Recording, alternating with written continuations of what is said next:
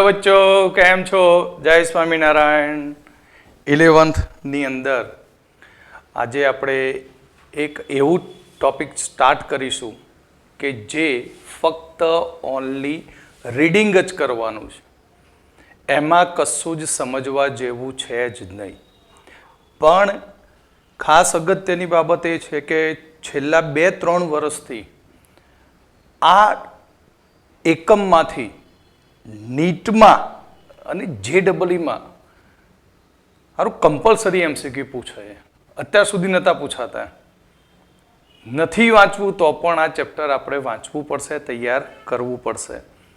તો આપણે સ્ટાર્ટ કરીએ 11માની અંદર એકમ 14 પર્યાવરણીય રસાયણ વિજ્ઞાન. તો પર્યાવરણીય રસાયણ વિજ્ઞાનની અંદર આપણે પ્રસ્તાવનાની શરૂઆત કરીએ તો વિશ્વની વાત કરીએ તો વિશ્વ એ ડાપણ વિનાની ચમક છે. વિશ્વ ડાપણ વિનાની ચમક અને વિવેકહીન શક્તિ પ્રાપ્ત કરી લીધી છે. આપણે વિશ્વમાં એવા કેટલાય મહાન નમૂનાઓ. સૌથી ખતરનાક નમૂનો એક જ છે વિશ્વમાં કે જેને કોઈ વિવેક જ નથી અને શક્તિ ભરપૂર મેળવીને બેઠો એ કોણ યાદ છે? ઉત્તર કોરિયાનો તાનાશા. એના માટે આ વાક્ય સારું એવું લાગુ પડે કે વિશ્વ ડાપણ વિનાની ચમક અને વિવેકહીન શક્તિ પ્રાપ્ત કરી લીધેલી છે. અને આપણું વિશ્વ કેન્દ્રીય રીતે મહાદાનવ અને નૈતિક રીતે શિશુ છે. અહીં આપણું વિશ્વ કેન્દ્રીય રીતે એક મહાદાનવ છે અને નૈતિક રીતે એક નાના બાળક જેવું પણ બનેલું છે. તો પર્યાવરણીય પ્રદૂષણ આપણી આસપાસના અનિચ્છનીય ફેરફારોને પરિણામે થાય છે. પર્યાવરણની અંદર પ્રદૂષણ આપણી આસપાસ કેટલાક બિનજરૂરી ફેરફારો થવાને કારણે તે પરિણામે છે. તે વનસ્પતિ, પ્રાણીઓ અને માનવ જીવન માટે તે નુકસાન કરતા હોય છે. તો આવા પદાર્થોને આપણે પ્રદૂષક કહીએ છીએ. તો અહીંયા આપણે પ્રદૂષકોની વાત કરીએ તો પ્રદૂષકોનું પ્રમાણ કુદરત સર્જિત કે માનવ સર્જિત પ્રવૃત્તિઓના કારણે હોય છે, જેના લીધે પર્યાવરણની અંદર પ્રદૂષણ વધતું જ જાય છે. પ્રદૂષકોની વાત કરીએ તો પ્રદૂષક આપણને 2 પ્રકારના જોવા મળે. અહીંયા તમારે જ્યાં MCQ આવશે ત્યાં હું તમને કહીશ કે અહીંયા ધ્યાન રાખજો. આ ટોપિકમાં અહીંયા આ MCQ ખાસ નીટમાં પૂછી શકાય કે જે પ્રદૂષકોનું વિઘટન ઝડપથી થાય છે તેમને ઝડપી વિઘટનીય પ્રદૂષકો કહેવામાં આવે છે. જેમ કે શાકભાજી એ ફળ છે, બરાબર, 2-4 દિવસ પડી રહે એટલે એમાં સડો લાગવાની શરૂઆત થાય.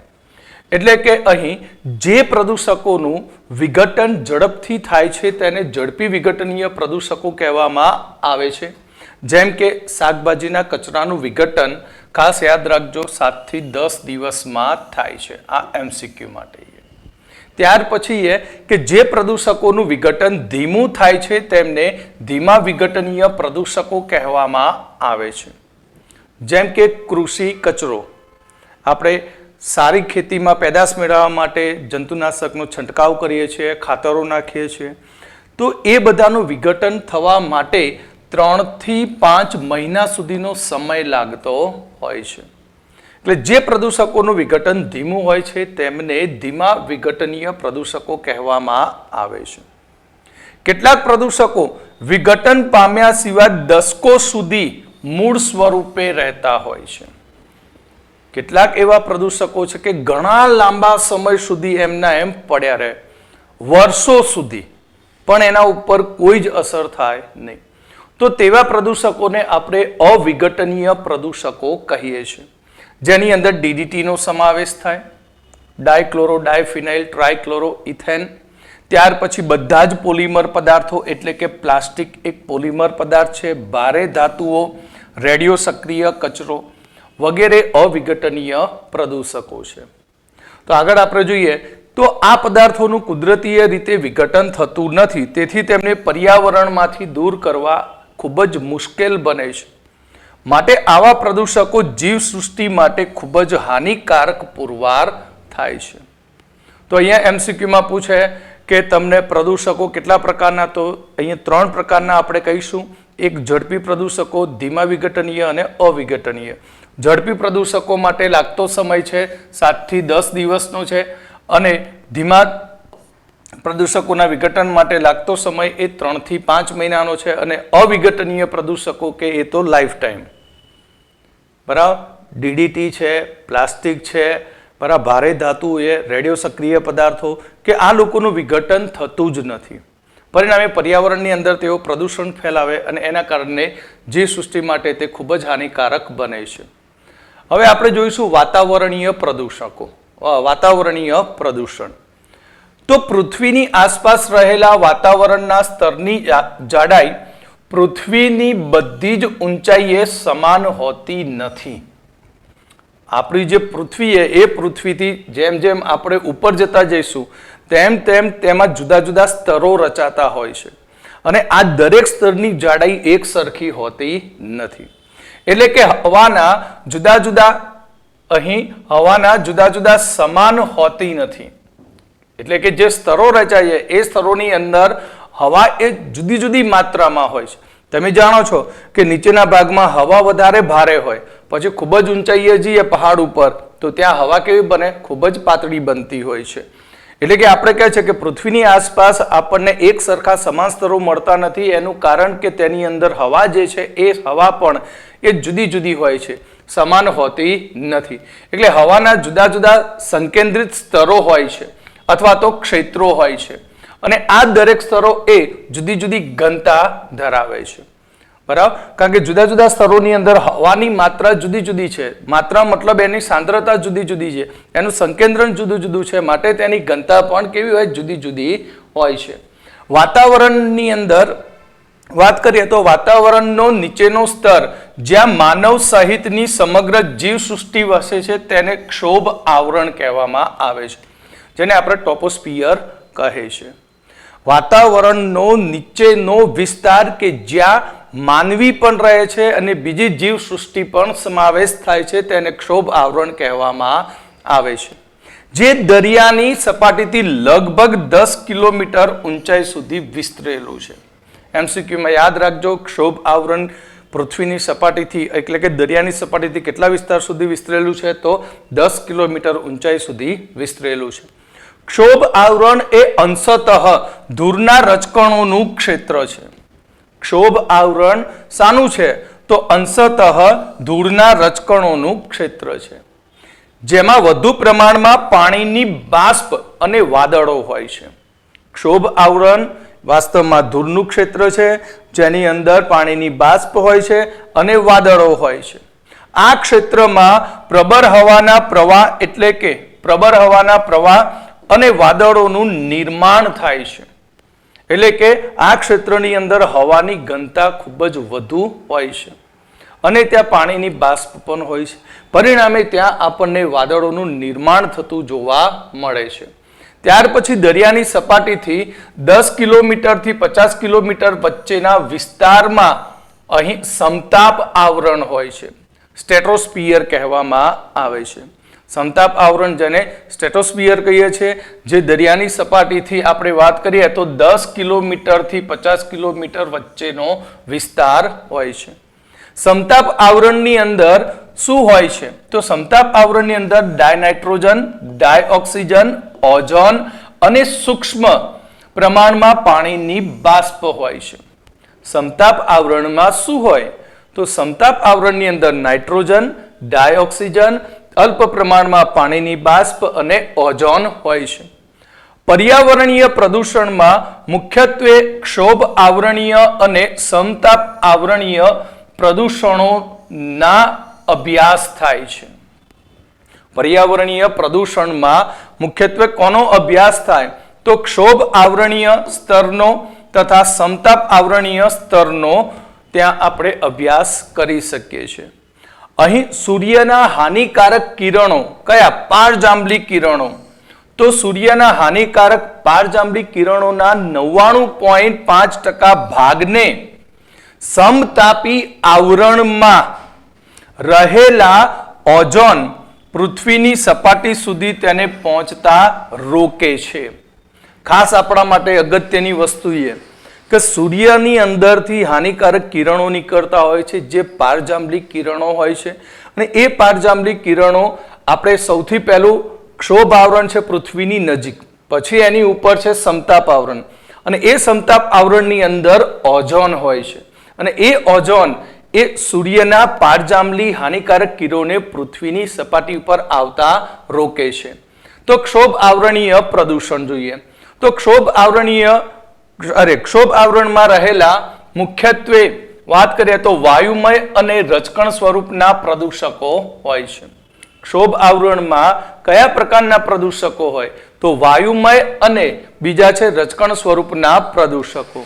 તો વાયુમય હવા પ્રદૂષકોની વાત કરીએ તો તેની અંદર સલ્ફર, નાઇટ્રોજન, કાર્બનના oxide, hydrogen sulphide, hydrocarbon, ozone અને અન્ય ઓક્સિડેશન કરતાઓ હોય છે. એમસીક્યુમાં પૂછાય કે ક્ષોભ આવરણની અંદર વાયુમય હવા પ્રદૂષકો કયા છે તો તેની અંદર સલ્ફર, નાઇટ્રોજન, હાઇડ્રોકાર્બન, ત્યાર પછી કાર્બનના ઓક્સાઇડ, હાઇડ્રોજન સલ્ફાઇડ, ઓઝોન અને અન્ય ઓક્સિડેશન કરતા હોય છે. રજકણ સ્વરૂપના પ્રદૂષકોની વાત કરીએ તો ધૂળ, ધુમ્મસ, ધૂમ એટલે ફ્યુમ અને ધુમાડો તથા ધૂમ્ર, ધુમ્મસનો સમાવેશ થાય છે. રજકણ સ્વરૂપના પ્રદૂષકોમાં ધૂળ, ધુમ્મસ, ધૂમ્ર, ધુમાડો અને ધૂમ્ર, ધુમ્મસનો સમાવેશ થાય છે. ઓકે, તો આગળ વધીએ આપણે કે વાયુમય હવા પ્રદૂષકો. તો વાયુમય હવા પ્રદૂષકોની અંદર સલ્ફરના ઓક્સાઇડ સંયોજનોનો સમાવેશ થાય.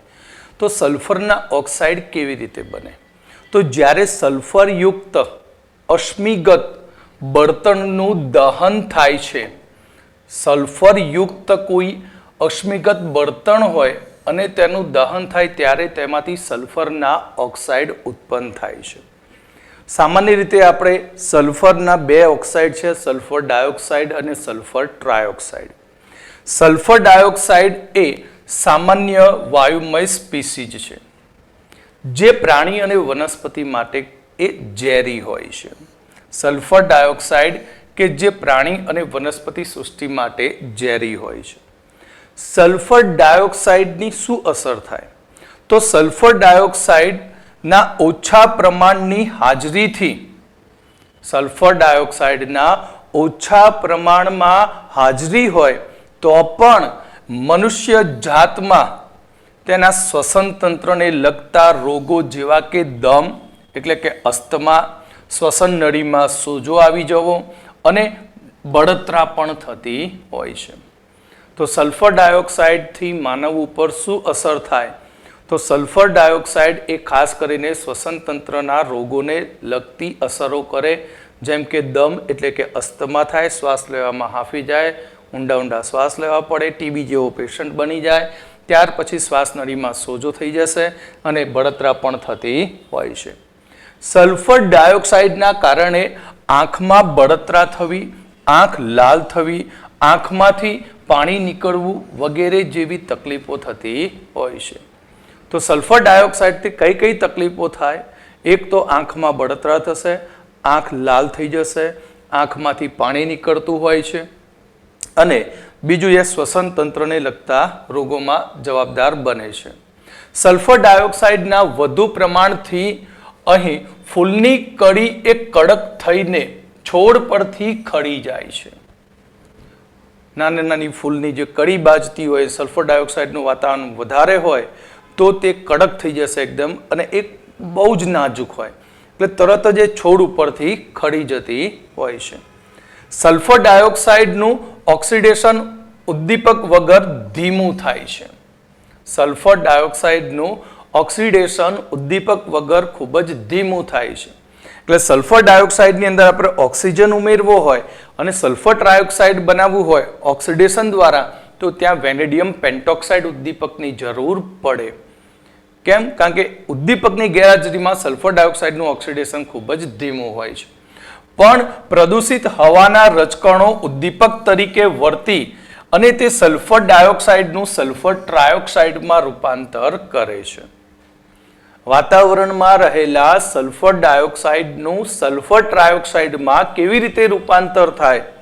તો સલ્ફર ડાયોક્સાઇડ એ હવામાં રહેલા રજકણોને ઉદ્દીપક તરીકે યુઝ કરી અને તેનું સલ્ફર ટ્રાયોક્સાઇડમાં રૂપાંતર કરે છે. એટલે 2SO2 plus O2 gives 2SO3 gas. આ પ્રક્રિયા ઓઝોન અને હાઇડ્રોજન પેરોક્સાઇડ દ્વારા પણ થઈ શકે છે. સલ્ફર ડાયોક્સાઇડનું સલ્ફર ટ્રાયોક્સાઇડમાં રૂપાંતર કોના દ્વારા થઈ શકે? તો સલ્ફર ડાયોક્સાઇડનું સલ્ફર ટ્રાયોક્સાઇડમાં રૂપાંતર ઓઝોન અને હાઇડ્રોજન પેરોક્સાઇડ દ્વારા પણ થઈ શકે છે. એટલે SO2 plus O3 gives, ત્યાં આપણને SO2 plus O3 gives SO3 plus O2. તે જ પ્રમાણે SO2 plus H2O2 hydrogen peroxide liquid, તો તેમાંથી મળશે H2SO4 એક્વિયસ મળશે. ઓકે, તો આ પણ સલ્ફર ડાયોક્સાઇડનું ઓક્સિડેશન થયું. બરાબર. તો નાઇટ્રોજનના ઓક્સાઇડ સંયોજનો. તો નાઇટ્રોજનના ઓક્સાઇડ સંયોજનો કેવી રીતે બને? આપણે જાણીએ છીએ કે વાતાવરણની અંદર સૌથી વધુ પ્રમાણમાં નાઇટ્રોજન અને સેકન્ડ નંબરે ઓક્સિજન છે. છતાં પણ બંને એકબીજા સાથે પ્રક્રિયા કરી શકતા નથી. તો કેવી રીતે નાઇટ્રોજનના ઓક્સાઇડ બને? તો નાઇટ્રોજનના ઓક્સાઇડમાં આપણે જોઈએ તો ડાયનાઇટ્રોજન અને ડાયઓક્સિજન જે હવાના મુખ્ય ઘટકો છે. સામાન્ય તાપમાને આ બંને વાયુ એકબીજા સાથે પ્રક્રિયા કરી શકતા નથી. સામાન્ય તાપમાને નાઇટ્રોજન ડાયોક્સાઇડ એટલે ડાયનાઇટ્રોજન અને ડાયઓક્સિજન એકબીજા સાથે પ્રક્રિયા કરી શકતા નથી, પરંતુ પૃથ્વીથી અમુક સમુદ્રની ઊંચાઈએ જાય અને અમુક ઊંચાઈએ પહોંચ્યા પછી આકાશમાં વીજળીનો ચમકારો થાય અને એ વીજળીનો ચમકારો થાય ત્યારે તેઓ એકબીજા સાથે સંયોજાઈને નાઇટ્રિક ઓક્સાઇડ બનાવે છે. નાઇટ્રોજનનો કયો ઓક્સાઇડ બનાવશે? નાઇટ્રિક ઓક્સાઇડ NO બનાવે છે. અહીં આ નાઇટ્રિક ઓક્સાઇડનું પછી ફરી પાછું ઓક્સિડેશન થઈ નાઇટ્રોજન ડાયોક્સાઇડ બને. તો નાઇટ્રોજન ડાયોક્સાઇડનું ઓક્સિડેશન થશે અને ત્યાં નાઇટ્રેટ આયન બની જશે. અહીં જે N2 અને O2 જોડાયા, NO બન્યો, NO માંથી ડાયોક્સાઇડ બન્યો નાઇટ્રોજન, અને એ નાઇટ્રોજન ડાયોક્સાઇડનું વધુ ઓક્સિડેશન થતા ત્યાં નાઇટ્રેટ આયન બને છે, જે જમીનમાં પ્રવેશે છે. અને જમીનમાં પ્રવેશે ત્યારે આપણે એમોનિયમ નાઇટ્રેટ ખાતર નાખીએ છીએ. યાદ છે ને? જમીનમાં શું નાખો? Ammonium nitrate. બરાબર. એટલે ખાતર તરીકે તેનો આપણે ઉપયોગ કરી શકીએ. એ નેચરલી પ્રોસેસથી થતું હોય છે. તો વાહનમાં ઊંચા તાપમાને આપણે જ્યારે પેટ્રોલ ડીઝલનું જ્યારે દહન થાય, જેને કહેવાય અશ્મિગત બળતણો કહેવાય, તો વાહનોમાં ઊંચા તાપમાને અશ્મિગત બળતણના દહન થાય ત્યારે નાઇટ્રોજન ઓક્સિજન સંયોજાઈને નાઇટ્રિક ઓક્સાઇડ બનાવે છે અને નાઇટ્રોજન ડાયોક્સાઇડ બનાવતા હોય છે. વ્હીકલની અંદર આપણે પેટ્રોલ ડીઝલનું દહન થાય ત્યારે ત્યાં નાઇટ્રિક ઓક્સાઇડ બને અને નાઇટ્રોજન ડાયોક્સાઇડ બનતા હોય છે. એટલે N2 plus O2 ગેસ લગભગ 1483 કેલ્વિન તાપમાને બંને સંયોજાઈને નાઇટ્રિક ઓક્સાઇડ બનાવે છે. નાઇટ્રિક ઓક્સાઇડ તરત જ ઓક્સિજન સાથે પ્રક્રિયા કરીને નાઇટ્રોજન ડાયોક્સાઇડ બનાવે છે. એટલે કે 2NO plus O2 gas gives 2NO2 gas.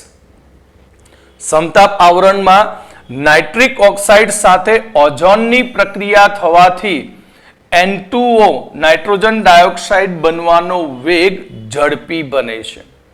આ પણ MCQ માટે ખાસ યાદ રાખજો કે સમતાપ આવરણની અંદર નાઇટ્રિક ઓક્સાઇડનું નાઇટ્રોજન ડાયોક્સાઇડમાં રૂપાંતર કરવા માટે અથવા પ્રક્રિયાનો વેગ વધારવા માટે ત્યાં ઉદ્દીપક તરીકે કોણ કાર્ય કરે? તો ઓઝોન કરતું હોય છે. એટલે ઓઝોન ત્યાં પ્રક્રિયક તરીકે નાઇટ્રિક ઓક્સાઇડ સાથે સંયોજાય NO gas plus O3 gas, તો ત્યાં બને છે NO2 gas plus O2 gas મુક્ત થશે. ત્યાર પછી આપણે જોઈએ તો વધારે ગીચતાવાળા અને ટ્રાફિકવાળા વિસ્તારોમાં સર્જાતું દાહક લાલ ધૂંધળું વાતાવરણ નાઇટ્રોજન ઓક્સાઇડના કારણે હોય છે. આપણે સિટીમાં જોઈએ છીએ કે જ્યાં ગીચતાવાળું ટ્રાફિક સર્કલ હોય ત્યાં સાંજના સમયે સંધ્યા ટાઈમ પછી તમને ત્યાં એ વાતાવરણમાં લાલ ધૂંધળું દેખાતું હોય છે આખું વાતાવરણ. એ લાલ ધૂંધળું વાતાવરણ દેખાવાનું કારણ કે ત્યાં નાઇટ્રોજનના ઓક્સાઇડની માત્રા વધુ હોય છે. એટલે NO2 નું વધુ પ્રમાણ વનસ્પતિના પર્ણોને નુકસાન પહોંચાડે છે અને પ્રકાશ સંશ્લેષણની પ્રક્રિયાને ધીમી પાડે છે. NO2 નું વધુ પ્રમાણ એ વનસ્પતિના પર્ણને નુકસાન કરે છે અને પ્રકાશ સંશ્લેષણની પ્રક્રિયાને ધીમી પાડે છે. NO2 શું અસર કરે? તો NO2 માનવની વાત કરીએ તો તેના ફેફસા માટે દાહક પદાર્થ છે. ફેફસા માટે કેવો પદાર્થ છે? દાહક પદાર્થ. જ્યારે નાના બાળકો માટે તે શ્વસન તંત્રના રોગો ઉત્પન્ન કરે છે. NO2 મોટા માણસ હોય તો એના ફેફસા ઉપર દાહક અસર કરે, નાના બાળકો હોય તો તેમના શ્વસન તંત્રને લગતા ગંભીર રોગો પેદા કરે છે. જે સજીવ પેશીઓ માટે પણ નુકસાનકારક છે. NO2 જે સજીવ પેશી માટે પણ નુકસાનકારક છે. આ ઉપરાંત ધાતુઓ, કાપડના રેસાઓને પણ તે નુકસાન પહોંચાડે છે. મસ્તી મજાનું ડેનિયમ જીન્સ પહેર્યું હોય મોંઘામાં મોંઘું લાવીને અને જો NO2 વાળું વાતાવરણ ના સંપર્કમાં જો ડેનિયમ કાપડ આવી જાય, કોટનની વાત કરું ખાસ તો, બરાબર, તો એ ધીમે ધીમે બરડ થઈ જશે. તમને ખબર પણ નહીં પડે. 15 દિવસમાં નવું પેન્ટ લાવ્યા હોય 16મા દિવસે ગમે ત્યાંથી ફાટી જાય. તમને એમ લાગે કે કંઈક કશું કર્યું નથી, ફાટી કેમ ગયું જીન્સ, કાપડ ખરાબ નીકળ્યું. બરાબર, એવું નથી. પણ તમે જ્યાં વર્ક કરતા હોય ત્યાં પ્રદૂષકોનું પ્રમાણ વધારે હોય, વાતાવરણમાં એસિડની માત્રા વધુ હોય તો તમારા કોટન જીન્સ ને એ બધા જે ખરા ડેનિયમ ને એ બધા ઝડપથી સડી જતા હોય છે. તો તેના માટે જવાબદાર પ્રદૂષકો છે. ત્યાર પછી હાઇડ્રોકાર્બન સંયોજનો.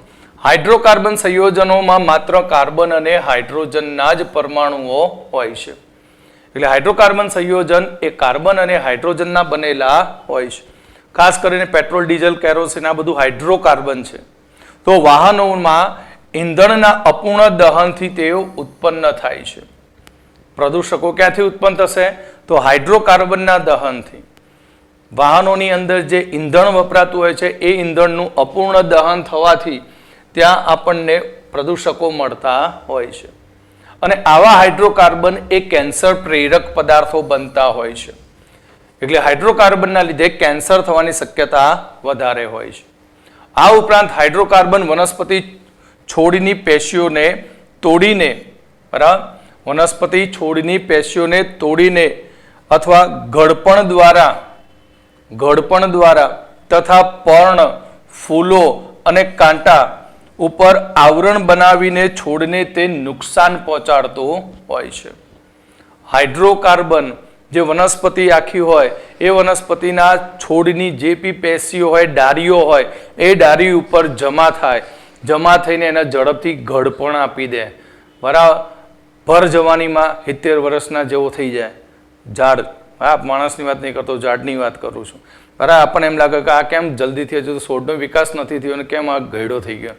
તો એનું કારણ છે કે એ વૃક્ષ અથવા તો છોડ ઉપર હાઇડ્રોકાર્બનની માત્રા વધી ગઈ છે. એના કારણે તે પર્ણ છે, ફૂલ છે, તેના કાંટા હોય એના ઉપર તે અસર કરે અને એને ઘડપણ આપતું હોય છે. ત્યાર પછી કાર્બનના ઓક્સાઇડ સંયોજનો. કાર્બનના ઓક્સાઇડ સંયોજનોમાં કાર્બન મોનોક્સાઇડ. કાર્બનનું જ્યારે અપૂર્ણ દહન થાય, એટલે કે લાકડું છે, કોલસો છે, પેટ્રોલિયમ પદાર્થો છે, આ બધી પેદાશોનું અપૂર્ણ દહન થાય તો તેમાંથી કાર્બન મોનોક્સાઇડ બને છે. આ કાર્બન મોનોક્સાઇડ રંગવિહીન અને વાસવિહીન છે. તે જીવસૃષ્ટિ માટે ખૂબ જ હાનિકારક હોય છે. તે વિવિધ અંગો અને પેશીઓને પહોંચાડતા ઓક્સિજનના પ્રવાહને રોકવાની ક્ષમતામાં ઘટાડો કરે છે.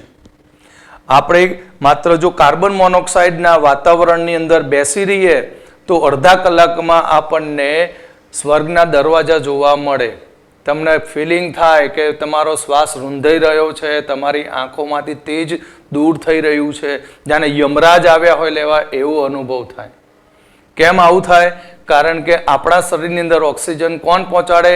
તો શ્વસન ક્રિયાથી ફેફસામાં ઓક્સિજન જાય અને હિમોગ્લોબિનમાં રહેલા Fe સાથે ઓક્સિજન સંયોજાય અને એ રુધિર આખા શરીરમાં ફરતું હોય અને જ્યાં જ્યાં ઓક્સિજનની જરૂર પડે ત્યાં ઓક્સિજન મુક્ત થતો હોય છે. એટલે હિમોગ્લોબિન સાથે ઓક્સિજન એ ખૂબ જ નિર્બળ સંયોજન બનાવે અને ઝડપથી તૂટી જાય. પણ જો ઓક્સિજનની જગ્યાએ શ્વસન ક્રિયામાં કાર્બન મોનોક્સાઇડ જાય તો એ કાર્બન મોનોક્સાઇડ Fe સાથે સંયોજાઈને 300 ગણું સ્થાયી સંયોજન બનાવે. સ્થાયી સંયોજન મતલબ કે એ સંયોજન હિમોગ્લોબિન સાથે જોડાયેલો કાર્બન મોનોક્સાઇડ જે આખા શરીરમાં ભ્રમણ કરે પણ ક્યાંય છૂટો પડે નહીં. એટલે શરીરમાં ઓક્સિજનની માત્રા એકદમ ઘટી જાય અને પછી પ્રાણ પંખીડું ઉડી જાય. તો અહીંયા આપણે કહીએ છીએ કે વિવિધ અંગો અને પેશીઓને પહોંચાડવામાં ઓક્સિજનના પ્રવાહને રોકવામાં તે ક્ષમતા ધરાવતો હોય છે. તે રુધિરમાંના હિમોગ્લોબિન સાથે સંયોજાઈને કાર્બોક્સી હિમોગ્લોબિન બનાવે છે. કયું સંકીર્ણ બનાવશે? કાર્બોક્સી હિમોગ્લોબિન બનાવશે. અને જો ઓક્સિજન હિમોગ્લોબિન સંકીર્ણ જે બનતું હોય નેચરલી આપણે વાત કરીએ છીએ તેના કરતા આ કાર્બોક્સી હિમોગ્લોબિન સંયોજન એ 300 ગણું વધુ સ્થાયી હોય છે.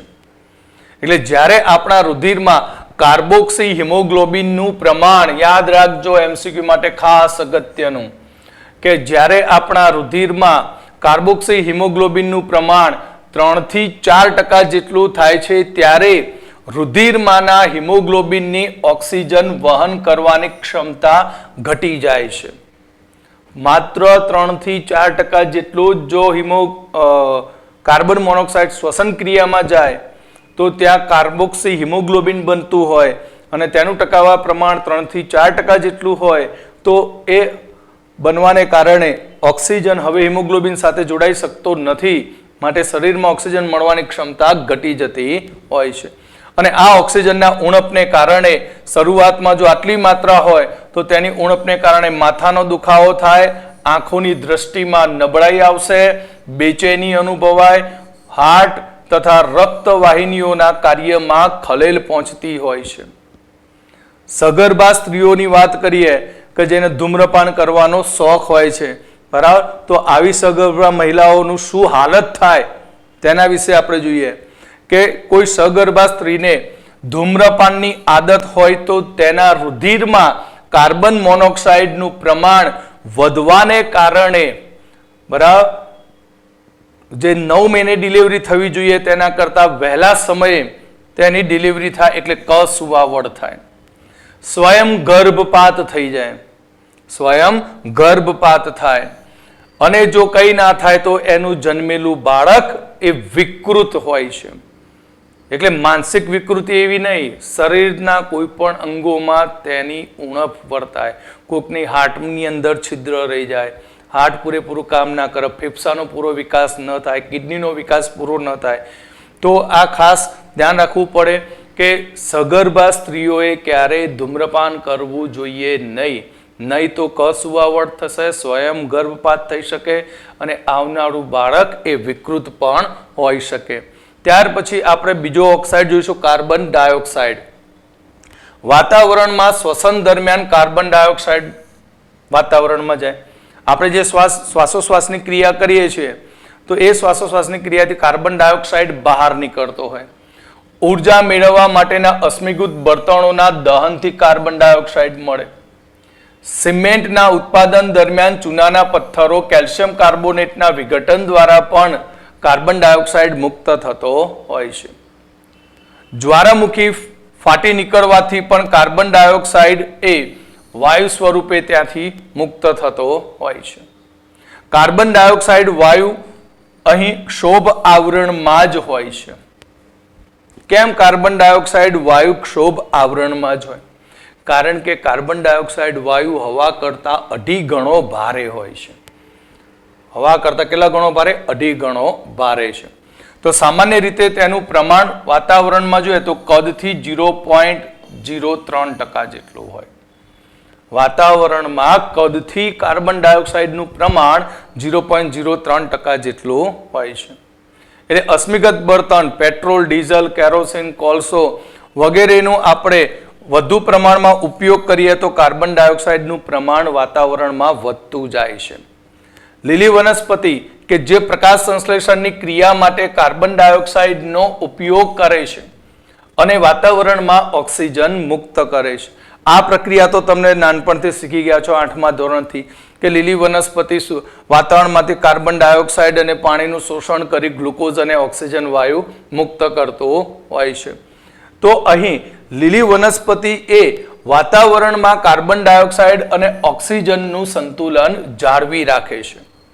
પરંતુ તમે જાણો છો દિવસે દિવસે જંગલો કપાવાથી અને વધુ પડતા અશ્મિભૂત બળતણોના દહનથી વાતાવરણમાં કાર્બન ડાયોક્સાઇડનું પ્રમાણ વધતું જાય છે અને વાતાવરણના સંતુલનમાં કાર્બન ડાયોક્સાઇડ અને ઓક્સિજનના સંતુલનમાં ખલેલ પહોંચેલો છે. તો હવામાં કાર્બન ડાયોક્સાઇડનું પ્રમાણ વધતું જવાને કારણે ત્યાં આપણને ગ્લોબલ વોર્મિંગ જેવી અસરો જોવા મળે છે. બિન સિઝનમાં વરસાદ પડે, બિન સિઝનમાં વાવાઝોડા આવે, બરાબર, અજુગતું કે જ્યાં કોઈ ઠંડક જ ના હોય ત્યાં ઠંડી પણ પડી શકે છે. તો એ બધા માટે જવાબદાર કાર્બન ડાયોક્સાઇડ છે, જેના કારણે ગ્લોબલ વોર્મિંગ થતું હોય. તો ગ્લોબલ વોર્મિંગ અને ગ્રીન હાઉસ અસર આપણે જોઈએ તો સૌર ઉર્જાનો 70% ભાગ પૃથ્વીની સપાટી દ્વારા અવશોષિત થાય છે. સૌર ઉર્જાનો 75% ભાગ એ પૃથ્વીની સપાટી દ્વારા અવશોષિત થાય છે.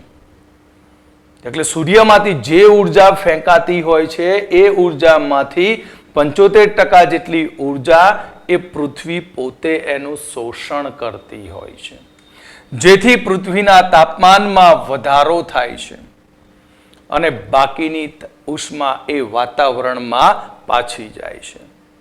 તો ઉષ્માના કેટલાક ભાગને વાતાવરણના વાયુઓ જેવા કે કાર્બન ડાયોક્સાઇડ, મિથેન, ઓઝોન, પાણીની બાષ્પ, ત્યાર પછી ક્લોરોફ્લોરોકાર્બન જેવા સંયોજનો એ જકડી રાખે છે. ઉષ્માના કેટલાક ભાગ આપણે કીધું કે અમુક જે છે ઉષ્મા પૃથ્વીની સપાટી પરથી શોષાય, કેટલીક વાતાવરણમાં પાછી ધકેલાય, પણ વાતાવરણની અંદર કેટલાક ખરાબ તત્વો છે.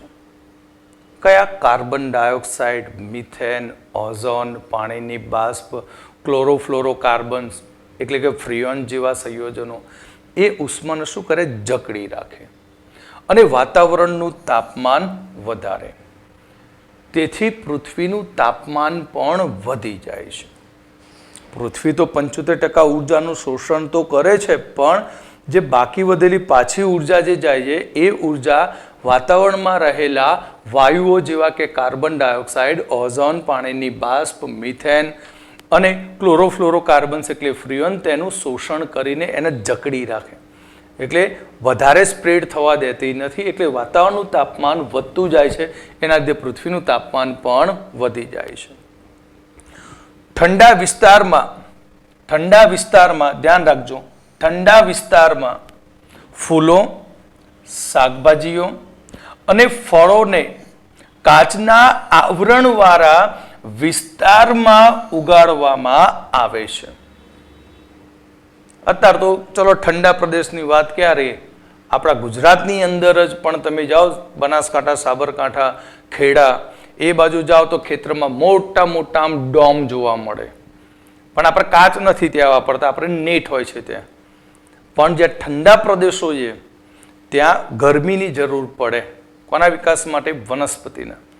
તો ફૂલો, શાકભાજી અને ફળો કે જેનું ડેવલપમેન્ટ એ આપણે કાચવાળા આવરણની અંદર કરવામાં આવે છે, જેને આપણે કહીએ છીએ ગ્રીન હાઉસ કહેવામાં આવે છે.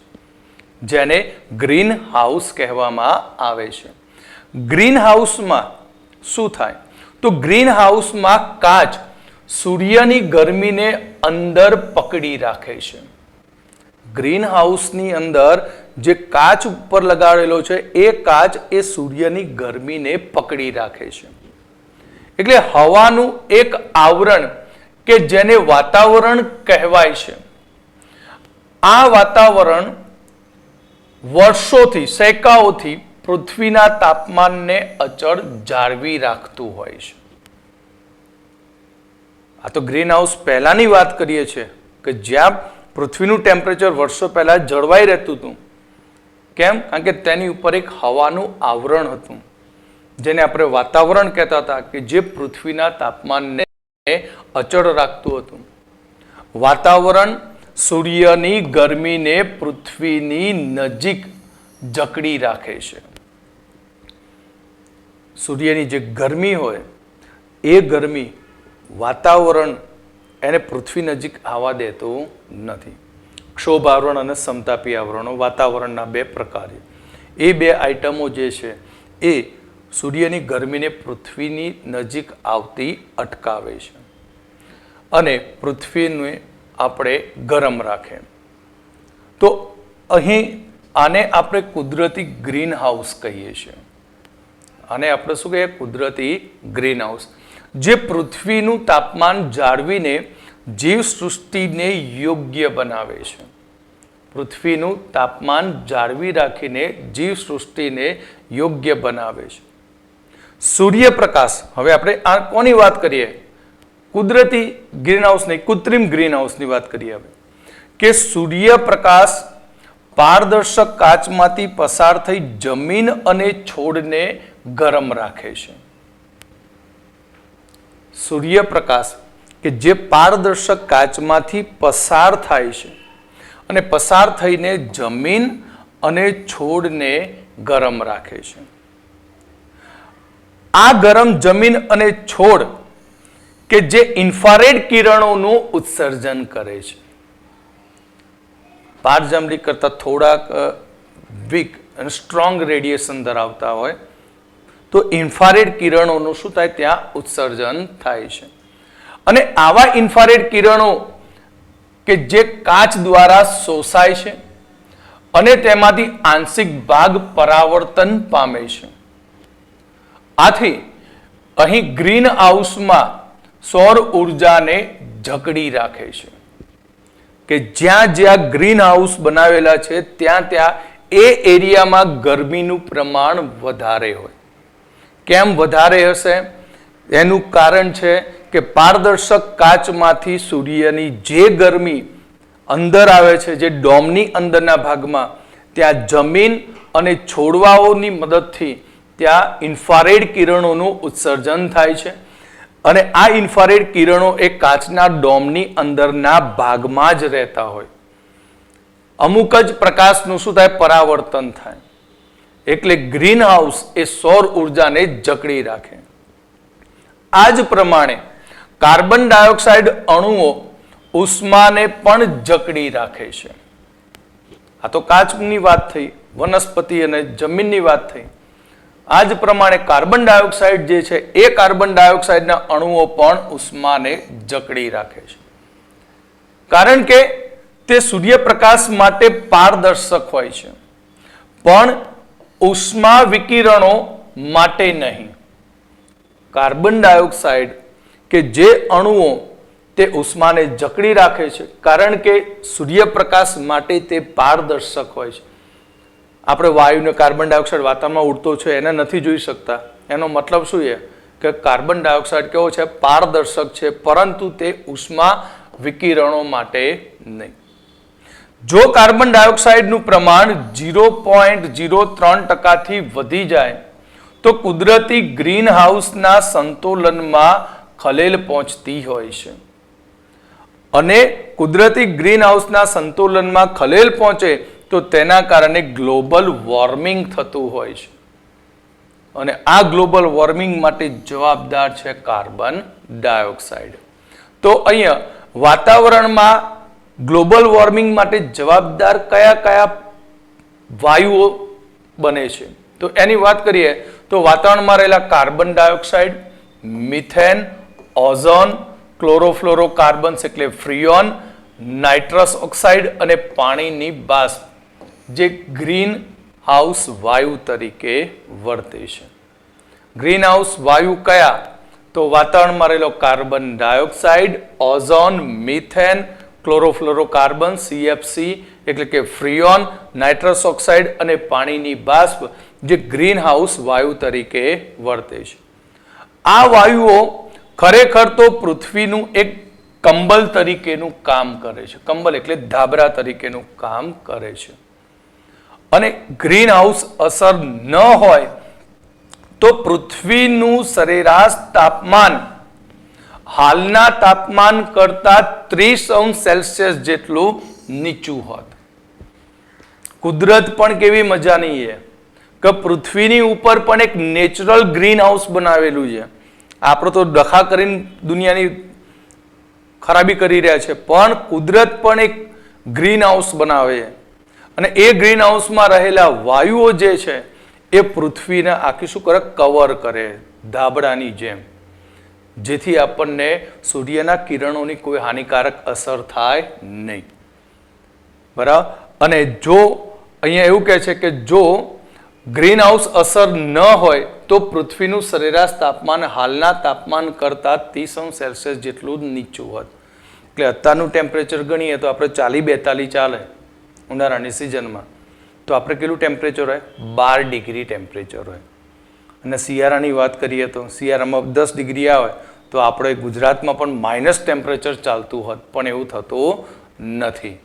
તો ગ્લોબલ વોર્મિંગમાં ગ્રીન હાઉસ વાયુઓ કયા, તો એનું ટકાવાર પ્રમાણ જોઈએ તો MCQ માટે વેરી મોસ્ટ IMP આ ભાગ છે, એને યાદ રાખજો કે ગ્રીન હાઉસ વાયુઓમાં કાર્બન ડાયોક્સાઇડ જે છે તે 50% છે, મિથેન વાયુ છે 19% છે, CFC વાયુ ક્લોરોફ્લોરોકાર્બન 17% છે, ઓઝોન 8% છે, નાઇટ્રસ ઓક્સાઇડ કે જે 4% અને પાણીની બાષ્પ જે 2% જેટલી હોય છે. તો ગ્રીન હાઉસમાં વાયુઓનું પ્રમાણ કેટલું ગ્લોબલ વોર્મિંગમાં, તો carbon dioxide 50%, methane 19%, CFC 17%, ozone 3% અને 8% નાઇટ્રસ ઓક્સાઇડ 4% અને પાણીની બાષ્પ 2% હોય છે. તો ગ્રીન હાઉસ વાયુઓની ગરમી, ગ્રીન હાઉસ વાયુઓને ગરમી જકડી રાખવાની ક્ષમતા માટે United nation intergovernmental panel of climate change દ્વારા ગ્લોબલ વોર્મિંગ પોટેન્શિયલ શબ્દ વાપરવામાં આવ્યો છે. ગ્લોબલ વોર્મિંગ પોટેન્શિયલ એટલે શોર્ટમાં એને GWP. તો GWP મુજબ કાર્બન જે ગ્લોબલ વોર્મિંગ થતી હોય એ ગ્રીન હાઉસ વાયુઓમાં કોણ સૌથી વધુ ગ્રીન હાઉસ માટે એટલે કે ઓઝોનના સ્તર માટે અથવા ગ્લોબલ વોર્મિંગ માટે જવાબદાર બનતું હોય તો સૌથી વધુ એ CFC જે 10,000 ગણો છે. ત્યાર પછી નાઇટ્રસ ઓક્સાઇડ 150, ત્યાર પછી મિથેન 25 ગણો અને કાર્બન ડાયોક્સાઇડ. એટલે કે મિથેન વાયુ કાર્બન ડાયોક્સાઇડ કરતાં 25 ગણો વધુ ગ્લોબલ વોર્મિંગ માટે જવાબદાર છે. નાઇટ્રસ ઓક્સાઇડ જે મિથેન કરતાં 150 ગણો વધુ જવાબદાર છે. અને ક્લોરોફ્લોરોકાર્બન્સ જે નાઇટ્રસ ઓક્સાઇડ કરતાં 10,000 વધારે ગણું ગ્લોબલ વોર્મિંગ પોટેન્શિયલ ધરાવે છે. તો અહીંયા આપણે બીજા શબ્દમાં કહીએ કે કાર્બન ડાયોક્સાઇડ કરતાં મિથેન 25 ગણો વધુ, નાઇટ્રસ ઓક્સાઇડ એ 3800 ગણો વધુ અને ક્લોરોફ્લોરોકાર્બન્સ જે 380 લાખ ગણો વધુ ગ્લોબલ વોર્મિંગ પોટેન્શિયલ ધરાવે છે. એટલે આ જે મુદ્દા છે એ બે મુદ્દાઓ તમારે MCQ માટે નીટ માટે યાદ રાખવા પડશે. તો ઉકરડા, કાગળ, વાસી ખોરાક, સંકેન્દ્રિત પદાર્થો ઓક્સિજનની ગેરહાજરીમાં સળવાથી મિથેન વાયુ ઉત્પન્ન કરે છે. આપણે એમ વિચારીએ છીએ કે ગૌ હત્યા થઈ રહી છે આમ ને તેમને ફોરેનમાં, પણ ત્યાં એ લોકો કેમ એનું ખોરાકમાં ગાયનો ઉપયોગ કરે? કારણ કે એ લોકો એવું સમજે છે કે સૌથી વધુ ગ્લોબલ વોર્મિંગ માટે જવાબદાર પ્રાણી ગણાય તો ગાય ભેંસ જેવા પ્રાણીઓ, કારણ કે તેમના મળમૂત્રમાંથી મેક્સિમમ મિથેન વાયુ ઉત્પન્ન થતો હોય છે. એટલે ઉકરડા હોય, કાગળ હોય, વાસી ખોરાક હોય, સંકેન્દ્રિત પદાર્થ હોય, ઓક્સિજનની ગેરહાજરીમાં સડવાની ક્રિયાથી તે મિથેન વાયુ ઉત્પન્ન કરે છે. સામાન્ય રીતે ક્લોરોફ્લોરોકાર્બન જે એરોસોલ છે. કયું છે? એરોસોલ. ત્યાર પછી આ ફ્લોમ પ્લાસ્ટિક કપ. આપણે નહીં આમ મસ્તી મજાના જ્યુસ પીએ છીએ, બરાબર, ટામેટા સૂપ પીએ લગ્નની સિઝનમાં, પેલા થર્મોકોલના ગ્લાસમાં, એ ફોમ કપ, બરાબર, રેફ્રિજરેટર, એર કન્ડિશન, ત્યાર પછી વીજાણુ સર્કિટના સર્જનમાં, ઓઇલ પેઇન્ટમાં, આગ ઓલવવાના ફીણમાં વપરાય છે અને જે અંતે વાતાવરણમાં ભરે છે. અહીં ક્લોરોફ્લોરોકાર્બન્સ, ફ્રેયોન વાયુ જે એરોસોલ છે, ફોમ પ્લાસ્ટિક કપમાં, રેફ્રિજરેટરમાં તેનો ઉપયોગ થાય, એર કન્ડિશનમાં શીતક તરીકે ઉપયોગ થાય, વીજાણુ સર્કિટના સર્જનમાં ક્લોરોફ્લોરોકાર્બન્સનો ઉપયોગ થાય, ઓઇલ પેઇન્ટમાં ક્લોરોફ્લોરોકાર્બન્સનો ઉપયોગ થાય, આગ ઓલવવાની ફીણમાં તેનો ઉપયોગ થાય અને પછી અંતે તે વાતાવરણમાં ફ્રેયોન ભરી જતું હોય છે. તો વીજ મથકોમાં અને વાહનોમાં ઊંચા તાપમાને બળતા કોલસા અને પેટ્રોલિયમ પદાર્થમાંથી નાઇટ્રસ ઓક્સાઇડ છૂટો પડે છે. કેવી રીતે વાતાવરણમાં આ બધી આઇટમો દાખલ થાય છે? તો એક તો ગાય ભેંસના મળમૂત્રથી મિથેન જાય, ક્લોરોફ્લોરોકાર્બન્સ, ફ્રેયોન, જેનો આપણે જુદી જુદી જગ્યાએ ઉપયોગ કરીએ છીએ અને એ અંતે વાતાવરણમાં ક્લોરોફ્લોરોકાર્બન ભરી જતો હોય છે. વીજ મથકની અંદર કોલસો હોય, પછી પેટ્રોલિયમ પેદાશો હોય, એનું દહન થાય એટલે ત્યાં આપણને નાઇટ્રસ ઓક્સાઇડ મળતો હોય છે. આ ઉપરાંત નાઇટ્રોજનયુક્ત ખાતરોના ઉપયોગથી પણ આવા વાયુઓ વાતાવરણમાં ભળે છે. નાઇટ્રોજનયુક્ત ખાતરોના ઉપયોગથી પણ એમનું વિઘટન થાય લાંબા સમય પછી અને એ વિઘટન પછી પણ તેઓ નાઇટ્રસ ઓક્સાઇડ સ્વરૂપે તે વાતાવરણમાં ભળે છે. જો આ પ્રમાણે ગ્રીન હાઉસ વાયુઓનું પ્રમાણ વાતાવરણમાં વધતું જશે તો પૃથ્વીનું તાપમાન પણ વધતું જશે. એના કારણે તમે પેપરમાં બી વાંચી રહ્યા છો કે ઉત્તરના ધ્રુવો ઉપર બરફની માત્રા ઘટી રહી છે. એનું તો કઈ ઉદાહરણ આપવું જરૂર નથી ઉત્તરના ધ્રુવોનું, પણ સિમ્પલ ઉદાહરણ આપું તો બદ્રીનાથ અને કેદારનાથ. એક પિક્ચર પણ બની ગયું કેદારનાથ, એક મોટી હોનારત થઈ ગઈ પાણીની. એના માટે જવાબદાર પણ ગ્લોબલ વોર્મિંગ જ છે. કારણ કે આપણું જે હિમાલયનો ઉપરનો ભાગ છે ત્યાં અમુક જગ્યાએ નાના નાના તળાવો છે અને આ એવું ડેવલપમેન્ટ કરી રહ્યા છે કે જેથી એ તળાવની સાથે સાથે ઉપરના ભાગમાં રહેલો બરફ પીગળે છે અને એ પીગળીને બરફ ક્યાં આવે? એ નાના નાના સરોવર અથવા તળાવોમાં. અને એ તળાવ ફૂલ થવાને કારણે અને પાછી વધારાની બારિશ થવાને કારણે પાણીનો ફ્લો એકદમ વધી જાય એટલે એ તળાવો તૂટી જાય અને એ તૂટવાને કારણે ત્યાં ઉત્તરાંચલ ને એ બધામાં દિવસે દિવસે જુઓ તો ત્યાં હોનારતો વધતી જાય. એના માટે જવાબદાર કોણ છે? ગ્લોબલ વોર્મિંગ જ. એટલે કે ગ્લોબલ વોર્મિંગ થવાને કારણે ધ્રુવના બરફના ખડકો પીગળવાથી દરિયાની સપાટીમાં વધારો થતો જાય છે. એટલે દરિયાની અંદર પાણીની ઊંચાઈ વધતી જાય. આપણે નહીં કહેતા કે એક દાડે એવો આવશે કે બોમ્બે પાણીમાં ડૂબી જશે. એ રીતે આ રીતે ડૂબવાનું છે બોમ્બે. ગમે ત્યાંથી પાણી તો છેલ્લે ક્યાં આવે? સમુદ્રમાં આવે. સમુદ્રની અંદર પાણીની સપાટી વધતી જશે એટલે છેલ્લે બોમ્બે ખોવાઈ જશે. એટલે આપણે જોઈએ છીએ કે નદીઓની અંદર પૂરોની સંખ્યામાં વધારો થતો જાય છે અને તેમની જે પ્રવાહ હોય છે એ પૂરના પ્રવાહની તીવ્રતા પણ વધુ હોય છે. એટલે દરિયાકાંઠાના વિસ્તારોની અંદર ખૂબ જ નુકસાન થતું હોય છે, સાથે સાથે જમીનનું પણ ધોવાણ થતું હોય છે. એટલે ખાસ ગ્લોબલ વોર્મિંગ માટે જવાબદાર કયા કયા વાયુ છે, તેમનું પ્રમાણ કેટલું છે તે MCQ માટે તમારે યાદ રાખવું પડે.